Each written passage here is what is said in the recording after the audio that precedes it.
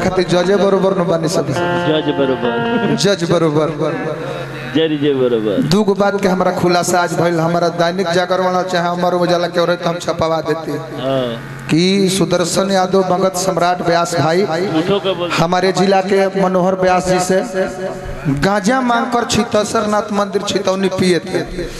आ वहाँ के बात एगो वहाँ का ऐसा दूगो घोड़ा रखल बने जो उनका हाइड्रोसिल बहुत मजबूत बात दू गो आदमी के मोल में लगे और कुछ याद ना रही बाकी दूगो बात हमारा जीवन भर याद रही। काजी जी कौन जी जाल बजा वाले में के मोलेला आवा है ना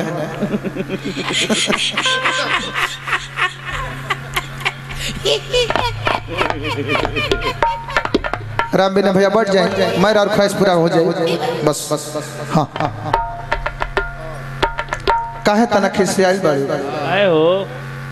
अरे हम भले ए भाई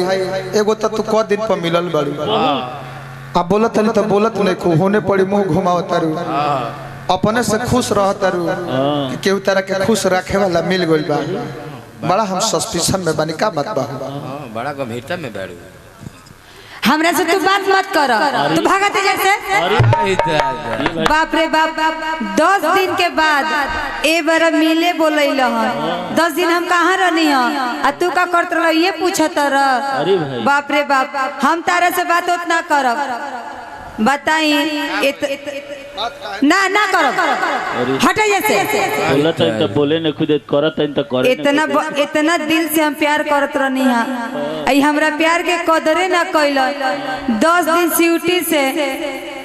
व्हाट्सएप पे चैटिंग करत रहले हां आ जब वो ब्लॉक कर देली हन त हमारी याद आइल हमसे तू बात मत करियो जीवन में कबो बात मत करियो हमरा से। बड़ा हम दिक्कत में बानी एगो तो कैसे कैसे तू फंसा रहलू है आ तू देखत नहीं कि हमरा के सर्दी लेखा छिरिक के जाता रे। अरे भाई काहे टेलत काहे खींची आई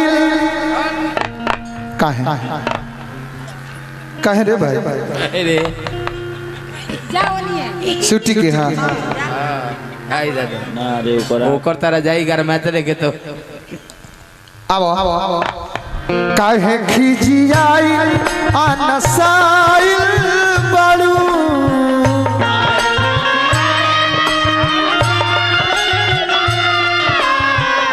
कई दिन पर मिले हमसे आइल बड़ू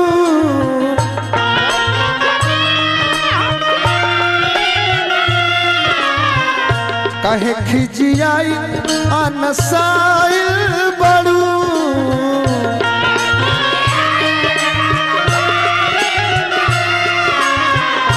कई दिन पर मिले हमसे आइल बड़ू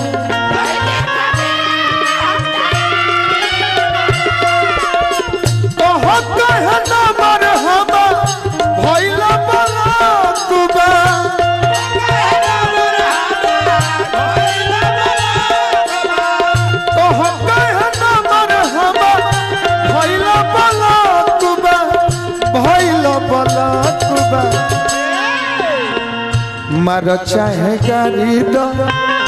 हमारा पहकबा इतने बता दो जा कवन बात के सकबा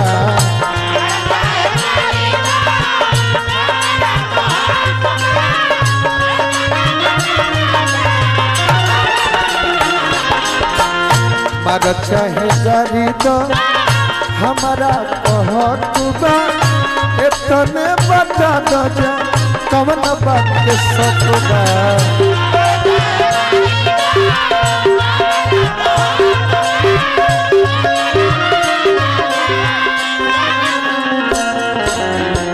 काहे खींची आई अनसाइल बड़ू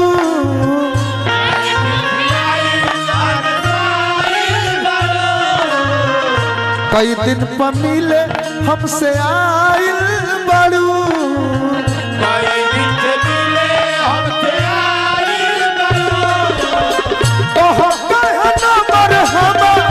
भइला बला कुबा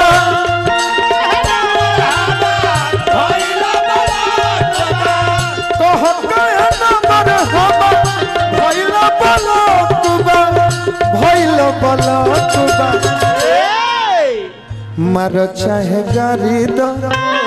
हमारा पहकुबा इतने बता दो जा कौन बात के सकबा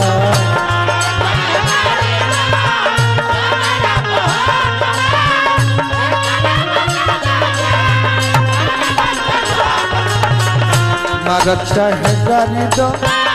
हमारा पहकुबा इतने बता दो जा कौन बात के सकबा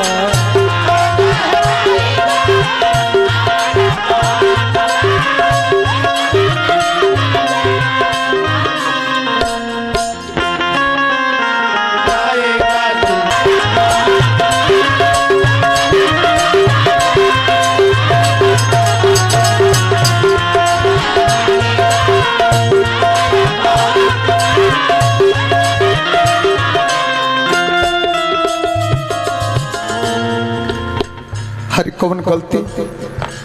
कौन गुनाह को देनी कि आज जेकरा के बिना देखले ना रहत रहलू आज ओकरा के देखल न खुचा बुझलुआ न जान जा काहे आज हमरा से मिल के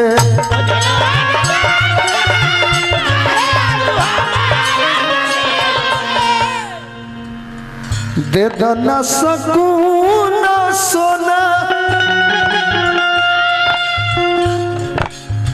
दिल के आजो तू मिल के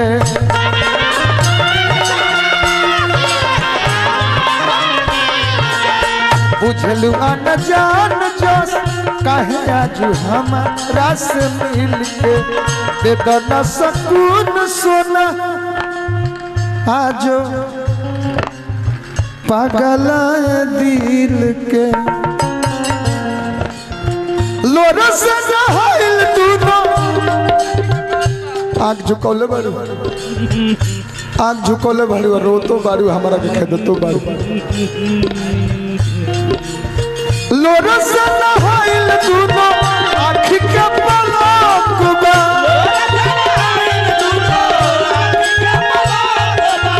लोरा से नहाइल दूनो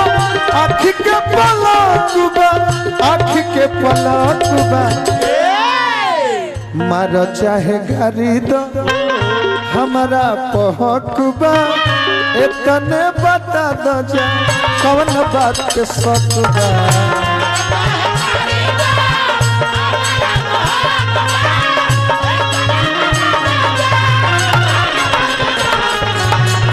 मारो चाहे गारी दो हमारा पहकुबा इतने बता दो जा कौन बात के सकबा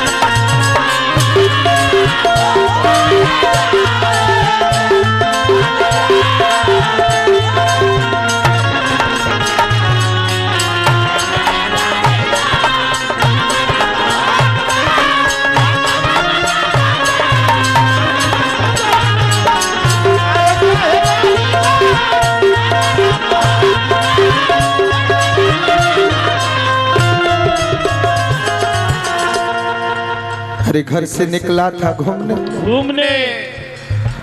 दिल में कुछ अरमान था एक तरफ थी झाड़ियां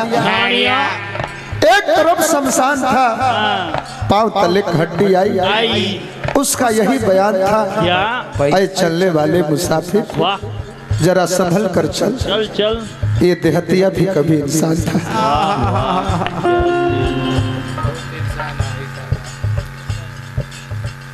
बिना परान के शरीर लाश बन जाला। अरे बाप हो बाप। बिना परान के शरीर लाश बन जाला, बिना सुगंध के फूल घास बन जाला। धन तो लुटेला ए अभिषेक बाबा, धन तो लुटेला बर्दाश्त हो जाला, लेकिन जकर प्यार लुटेला ना अनिल प्रधान जी पुरस्कार दिल बनी, हार्दिक अभिनंदन करो। लयदार बनी रौरा गीत के आखिरी लाइन सुनी सुनी लइकवा कलश के सुना हो सनिया लड़तारू तो सारा के कहला में ए जान कर के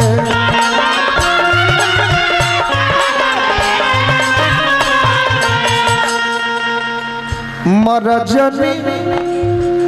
नफरत के अगिया में ए सोना जन के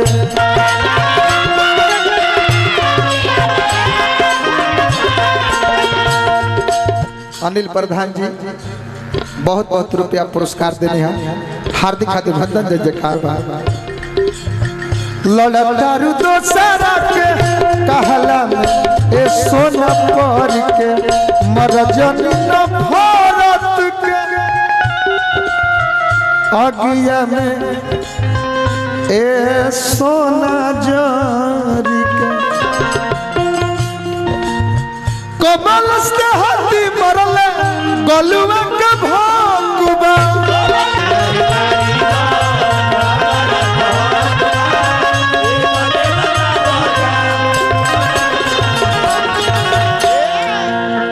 खास कोई खुशियों की दुकान हो जे हमारा लोग कोनो पहचान हो थोड़ा डरावा के हम दवाई करा देती, अगर हमार कोनो मेडिकल के दुकान हो।